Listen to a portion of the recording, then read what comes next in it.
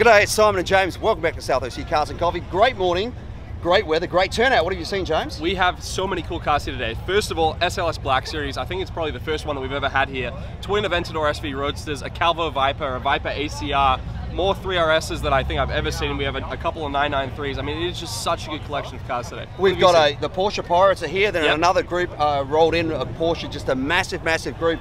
There is a ton of great things to see. Hey, don't forget, if you're coming to South OC Cars and Coffee, please remember, respect our rules, no speeding, no revving, no burnouts. That includes on the streets of San Clemente and getting on and off the freeways. Let's go for a walk and check some stuff out. Let's do it.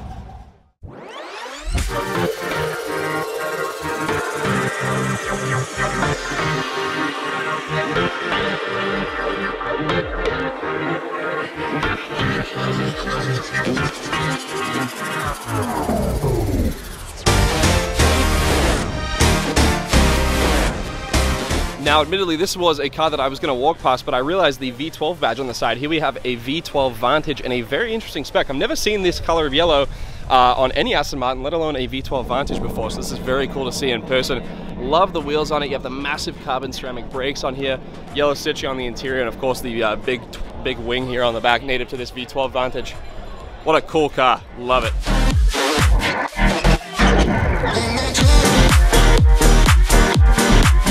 Here we have back again the yin and yang McLaren 750Ss, two very, very cool cars, and I want to know, if you guys had $300,000-ish to spend, would you rather take a 720 and put $100,000 into mods, or would you rather get a 750S? I think you're pretty hard off to buy a 750S just for how much more it is than the 720S, with not too many different styling features. However, this one with the exposed carbon does look very cool. So you have the MSO hood on it, you have the big wing in the back. Of course, this one's a Spider as well. And look at the amount of carbon fiber on this car. It is just absolutely wild. Someone's done a very nice job optioning this. Very, very pretty. And then next to it, the 750S Coupe. This one also has some exposed carbon pack. You have this this carbon wing in the back here, carbon on the interior, but not a whole lot everywhere else. Nonetheless, two very, very cool cars. Between the black one and the white one, which would you guys take? Make sure to comment down below. And then next to these 750s, we have a beautiful Lamborghini Mercilago, undoubtedly one of my favorite specs. I love the Roadster edition of the Mercy, and this orange is just so, so cool. But coming around to the side, you see it has very period correct wheels as well. This kind of three-piece with the exposed hardboy look is just so, so 2005, 2006. But I think on this car, it suits it very, very nicely. Absolutely love it. Off the exotics row on the other side with this beautiful 992 GT3. I love the kind of combination of colors on this car. You have the stunning white, and then you have the black accents all over it, the black plastic in the front. This little rock gut here in black, which actually looks pretty neat. Love what this guy's done with it. It's a very, very pretty car. I think for the money, it's pretty hard to beat the GT3, especially the 992s with the 4.0. You have the bucket seats on the inside. It is a PDK, which I personally would love a 6-speed in this car, but nonetheless, very, very pretty. And then next to it, the Lamborghini Huracan Storado. I don't think I've ever seen this color before. It is like almost like a Grigio Titans, that kind of darker matte gray, but I think this is a different one. Has a little bit of green in it. I'm not sure if the camera's picking it up, but God, this thing is pretty. The bronze accents, the bronze wheels. Of course, you have that massive roof scoop. This thing is just so, so cool. And for the amount of money that these things are pulling nowadays, mid to high 200s, I feel like it's a pretty good car for the money. Love it.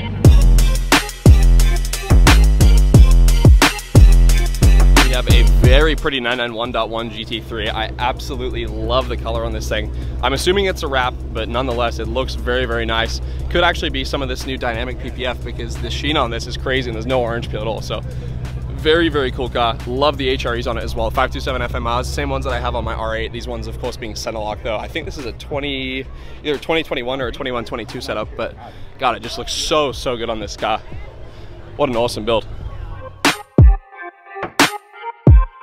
And then here we have the heavy hitters of the show, starting off with this beautiful Aventador SV. Belongs to a good friend of ours named Kenneth, who's been coming to the show for a long time, lives actually down in Texas now, but shipped his car out here to come to South OC Cars and Coffee. Next to it, a familiar face. You guys have seen this car over here a bunch of times. Love it, the Rosso Maz Aventador SV. And then a first for South OC Cars and Coffee. I don't think we've ever had an SLS Black Series, so this is incredibly special for us. Love this color. If I was gonna do the spec, this is how I would spec my SLS. All black, black on black, red accents. This thing is stunning. This belongs to Uzi, who is a long-time attendee of the show, has that beautiful blue SV Roadster and the color shifting one. His taste in cars is immaculate. I love this thing so much. Next to it, Viper ACR belongs to Serge from Benzworks, which is absolutely wild. crazy aero on this car from the factory, of course, and HREs, and then next to it, a Calvo Viper. Don't think we've ever had one at the show either, but this thing is wild. I don't think it's actually twin turboed. I think this Calvo build has a Pro Charger on it because you could hear the blow off valve when he was coming in, but crazy cam in it. So angry. What a menacing looking car. This is like one of the cars that you see on the streets in Texas that you do not want to mess with. Let me tell you, this thing's wild in person.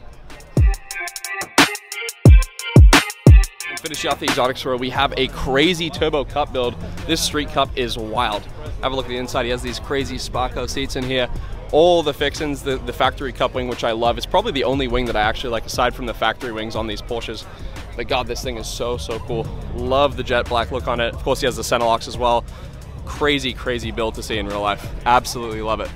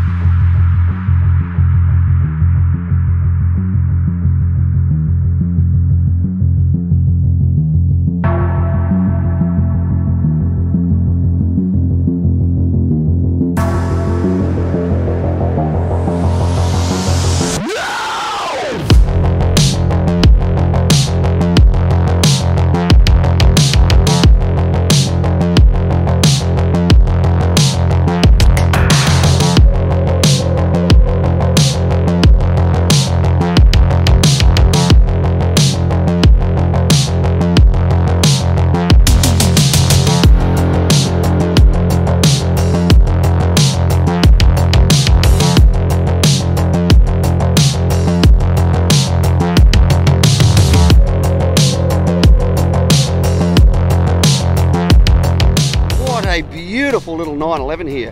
This is a 68 Targa.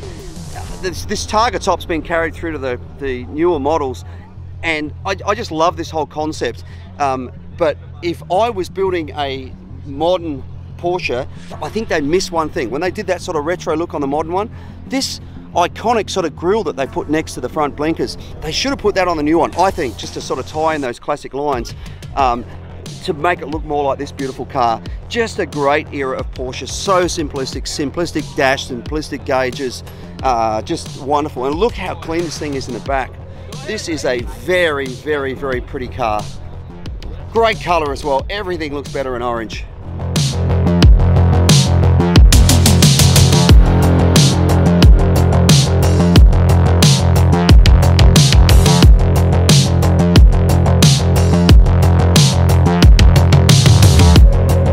Toyota. To the uneducated eye, you'd say, oh yeah, that's a Land Cruiser FJ45. In fact, it's not. It's actually a Bondurante, which means it was built in Spain for the military. Somebody's got it and actually turned this into a resto mod. Under the hood, very clean fitted LS3. The thing that caught me originally is if it was an 88, you'd expect to see the large rectangular indicators on a Land Cruiser at least. So the owner said, yes, he's gone back to the older style there, and newer style headlights as well. Newer style door handles that they put on them. But this thing's interesting, given it's got that secondary, you call it a king cab, I guess. But just a beautiful design. Have a look at it. It just looks so good. Such a good looking thing. It's still got that original looking dash, which is, you know, the same as the Land Cruiser, same with the center section, modern wood rim steering wheel in there as well. But what a great looking thing. And one thing I noticed that's missing, the Land Cruisers used to have a vent down here that you'd kick open to give you some airflow. Problem was, you'd end up with dirt on the floor, you'd kick the vent open and everybody in the car would get a face full of dirt. So I don't know whether that was deleted on this particular one or whether he deleted it when he built it, which I'd be kind of inclined to do as well. Thank God that the brothers on the rise now. Endless celebrations all in my house. Beautiful looking 1955 Bel Air here. Clean, lovely colours. Got the teal wheels with the white walls, teal colour, sort of offset with that cream roof. Same with the interior, teal dash and steering wheel. Love it. Now what sets this apart from other 55s that I've seen is that it does not have the typical 283 that you would have seen V8 in these things. It's actually running the 235 cubic inch inline six with a downdraft single cylinder carburetor on it. So what's interesting is this would have been a lower spec than a lot of the others. However, it's still a Bel Air, it's still pillarless. It's not a 210 like the down model that actually had a pillar through here. So interesting to see that with an inline six in it. makes it a little rarer and kind of more interesting too to me. Want me on your song, throw a couple stacks, yo. Woo! Everybody wanna do the same thing, yup. That's why we ain't on the same page. Do my own thing, and I maintain. Flow like water, so I'm going mainstream. I'm going mainstream. Super clean 1983 280 ZX here. I actually had a Scalextrics car of one of these when I was a kid because I thought they looked so cool. This one is super clean. Still got those original alloy wheels on it, which is good. And it's just look at that velour trim. Just great cars and C cars. You know, it doesn't matter for me if it's 240, 260, 280. Everybody's got their preference, but they're just such an iconic car, and this is such a super clean example. For sale if anybody's interested. Damn. I see this 1951 Ford Coupe here every week, same spot. These guys over here at the show most weeks. And a lot of people just walk past it and think, oh, it's an unusual older car. What they don't understand is how much work's actually gone into building this thing. This car has actually been sectioned 5 inches. What do I mean by section? Well, you guys have probably all heard of what a roof chop is. That's where you basically chop a section out of the roof here, here, here, enlarge it, reduce the glass, and you've chopped the roof line. Sectioning's a little different. It means you've taken a section, either 1 or 2 sections out the side of the car, and of course around the front as well. So this particular car has had 5 inches of metal taken out all the way along the side, and then when they got to the actual wheel wells, they cut the whole section out and then lifted it up that 5 inches as well. But if we look at this shot, if we can get it without reflection, you can see that 5-inch cut that's through here. And then let's have a look at that wheel well, the way they lifted it out as well. You can see where the wheel well was lifted on the back up here. And then here, see how this section here is cut out and it was lifted up. So it was to replicate a car that was built a long time ago, 1950, with the same look. Can we have a look under the hood while we're here as well? Because that's kind of special as well. That LS2 that's sitting underneath there. So obviously a Corvette engine from a few years gone by. Great motor, tons of power. I'm guessing it's probably somewhere in the order of 380 horsepower or something like that with that motor in there. But isn't it a great car? You don't appreciate it until you stop, look, and understand the work that's gone into this thing. It's absolutely amazing. Nails done. I love the girls with their nails done.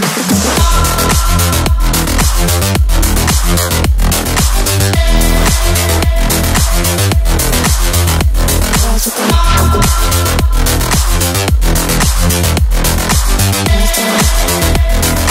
I love the girls with their nails done.